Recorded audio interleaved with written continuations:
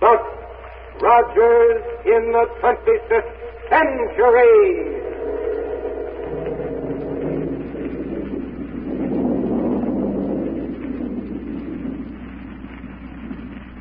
Buck Rogers is on the air, brought to you by the makers of Popsicle, Fudgicle, and Creamsicle, those delicious frozen confections on a stick. And now a message from the famous winner of the Typical American Boy contest, Popsicle Pete. Hello, everyone. Say, I wish you were here at the studio. What a room full of gifts you'd see. All for you. Roller skates, table tennis, cameras, fishing tackle, jewelry, dolls. Gosh, hundreds of things. You know how to get them? Just eat Popsicle, Creamsicle, and Fudgicle. And save the bags. Well, could anything be easier? Enjoy a great, big, delicious Popsicle, Fudgicle, or Creamsicle every day and get wonderful gifts for the bags. A mother knows these frozen confections on a handy stick are pure and good for you. Made fresh every day. And boy, do they taste good. Refreshing. Nourishing. So big and only 5 cents. Don't forget, save bags every day for swell gifts. Get that wonderful free Popsicle gift list in your ice cream store. Tells you how many bags you need for the gifts you want. And it's got a free coupon worth 10 bags. And now for another thrilling episode of Buck Rogers. Back in 1919, you know, Buck was in the lower workings of an abandoned mine near the city of Pittsburgh when suddenly the walls caved in and a peculiar gas caused him to be held in a state of suspended animation for 500 years. Finding himself in the strange and exciting world of the 25th century, Buck quickly adapted himself to the use of rocket-powered spacecraft and other marvelous scientific developments that would seem almost impossible in our present day. With Wilma Deering and Dr. Huer, Buck has visited Mars, Venus, and Jupiter, Saturn, and even far-off Pluto. His life has been just one amazing adventure after another. Now, in our last episode, you remember, Buck, Wilma, and Dr. Huer were discussing a new instrument for use on a rocket plane when suddenly... But let's join them. They're in Dr. Huer's laboratory. Okay? Then here we go, 500 years into the future.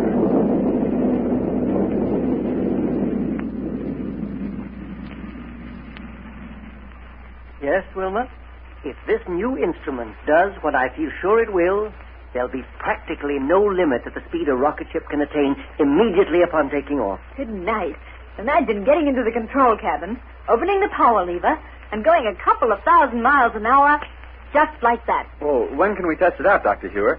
Have you already got it installed on a rocket ship? No, Buck. As a matter of fact, I don't even have it yet. Huh? One's been made up all right. One we'll use for the test, but it isn't right here yet. I don't understand, Doctor. Oh, yes, sir. Can't we get it here? The sooner we can start trying it out, the sooner we can break the monotony of just sitting around here doing nothing. Wait, Buck. Listen. Yes, Doctor, I hear it, too. Oh, yeah. Hear it? Yes, sir, but what under the sun is it? Look here, out of the window. Well, good heavens, Wilma. It's coming right down this way.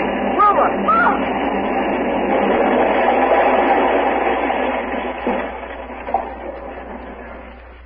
Good night. Hey, come on, folks.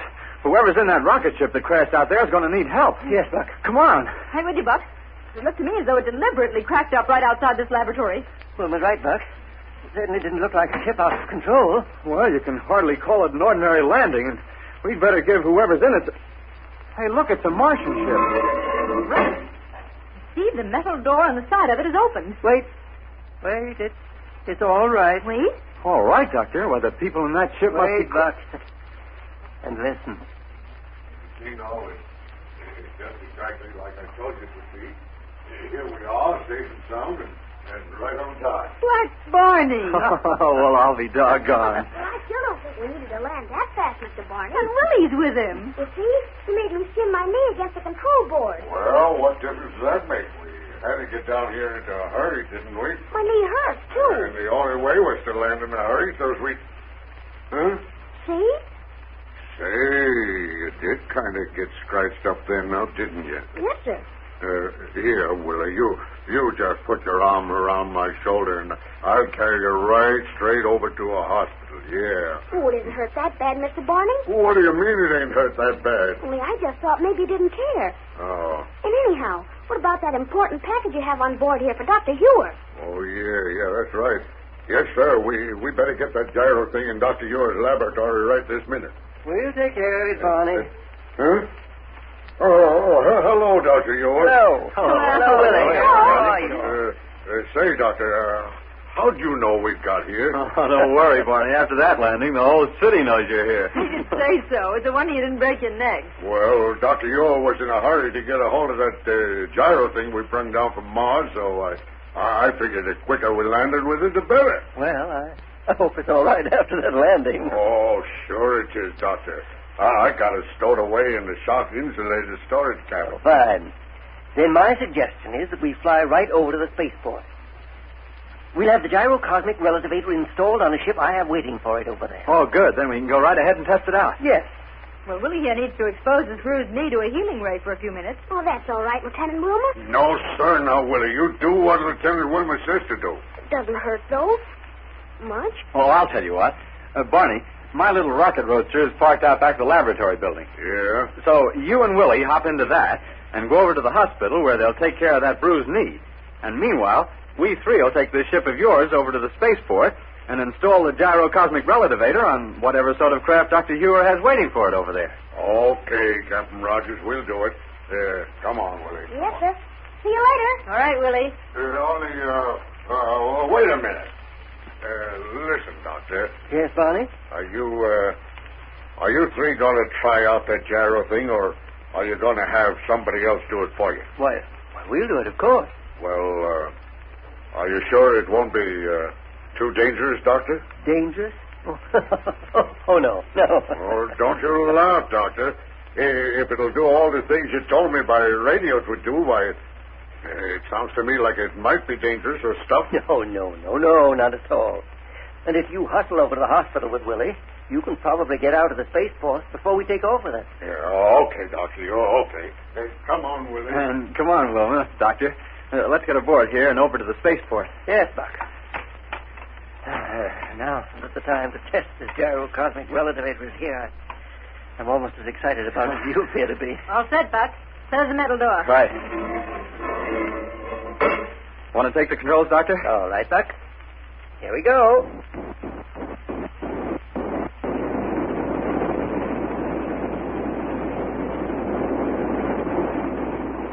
Huh.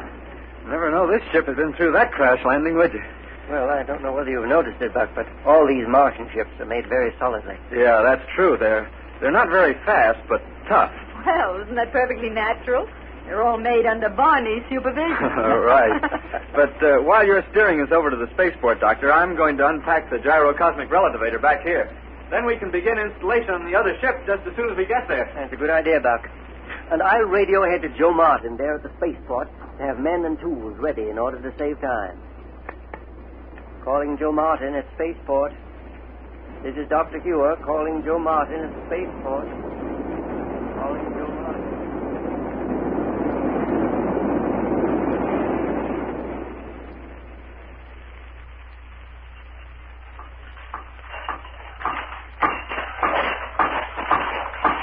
That's it, Joe.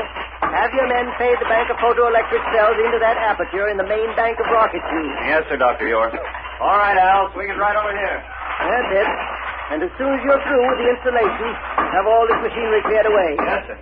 Should be all set for the tryout in a couple of minutes now, shouldn't it, Doctor? Yes, Buck. Just as soon as they finish bolting down that side plate. Oh, good. I'm anxious to get started with this experimental flight. Wonder if Barney and Willie will get here before we take off. Barney apparently was quite interested in the gyro cosmic relativator. Now, how about this power line, Doctor? Oh, plug it into outlet number 1 there, Buck. All right, sir. There it is, Doctor. It's all right. Uh-oh. What's the matter, Buck? Oh, nothing. I just scratched the back of my hand a bit, that's all. All ready for the takeoff now, Doctor. Fine, Joe. Tell your men to clear away, and we'll go right up. Yes, sir. They're on their way back to the main hangar now. Good. Well, Buck, Wilma. Say, look here, Buck. You've taken a really big piece of skin off the back of your hand here. Oh, forget it. Let's get up in the air in this rocket ship. Sir, you're as bad as Willie was. Joe, Yes, Lieutenant? don't you have a healing ray in your office? Oh, sure, Lieutenant. Oh, forget it, Wilma. It'll be all right. No, sir. Come on over to the office with me, and we'll put your hand under the healing ray for a minute. Well, but... Oh, okay. I'll go along with you so I can report to Central Radio Bureau and tell them where we are. It's this way, right over here. It's silly to worry about a little scratch like this, Wilma. I'm anxious to get a law for that Gyro Cosmic Relativator on the ship. Right in here, Lieutenant Wilma. The healing ray's right there in the corner. Here, Buck. Now put your hand under it while I turn it on. Oh, okay. There now. And don't turn it off until your hand is completely healed. No, let's see. Where's this radio unit of yours, Joe? Right here, Doctor. Oh, excuse me, sir. There's a call coming in on it now. Central Spaceport. Joe Martin speaking. Central Radio Bureau. Have you seen anything of Dr. Huer? We've been trying to locate him all over the city. Why, sure. He's right here. Here, Doctor. This call's for you. Oh, thank you. Is it Dr. Huer? Urgent message for you, Dr. Huer. The captain of the rocket police. Yes? It says that one of the air guards has just discovered that your laboratory has been forcibly entered and completely ransacked. What? Why, I just left there a few minutes ago. Well, it was only discovered a couple of minutes ago. Shall I tell the captain you'll be right over? No. As long as the rocket police are already there, no more damage will be done. I'm engaged in a very important experiment here that I can't leave at the moment. But I'll go back to my laboratory just as soon as I've finished with it. Meantime, they'll know what measures need to be taken and can proceed accordingly. Yes, sir. Signing off. Signing off. Well, I can't say that I like that. Say, maybe we'd better postpone this test, Doctor. No, Buck. It's the most important thing we have at hand right now, and we'd better go through with it. Well, whatever you say. But I wonder who could have done it. Surely Black Barney wouldn't have. No. Powerful old Barney might absent-mindedly pull a locked door off its hinges to get in, but certainly he wouldn't be involved in ransacking my laboratory. And anyhow, he's probably out at the test ship wondering why we don't get started. Yes. Well, then, come along. Let's... Better wait a second, Doctor. It may be another call for you. Central State. Oh, yes, sir. It's for you, Captain Rogers. Okay, Joe, thanks. Buck Rogers speaking. Central Radio, Captain. Order from the office of the President.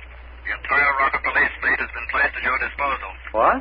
All regular patrol ships are standing by awaiting your orders. You have full authority to proceed along any lines you may see fit. Now, wait a minute. Is this because of the trouble at Dr. Huer's laboratory? No, sir. Something happened to one of the guards at the municipal prison. The automatic alarm system was completely wrecked, and the guard found lying in a storage room under the effects of a paralysis ray. Great Scott, man. Who did it? Killer Kane and Ardala. Now, they've escaped. Doctor.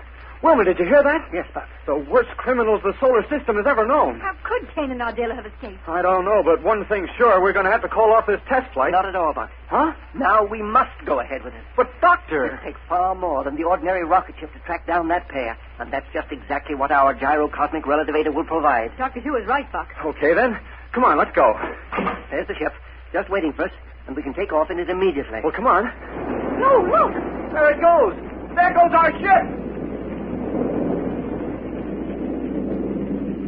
Well, somebody beat them to it.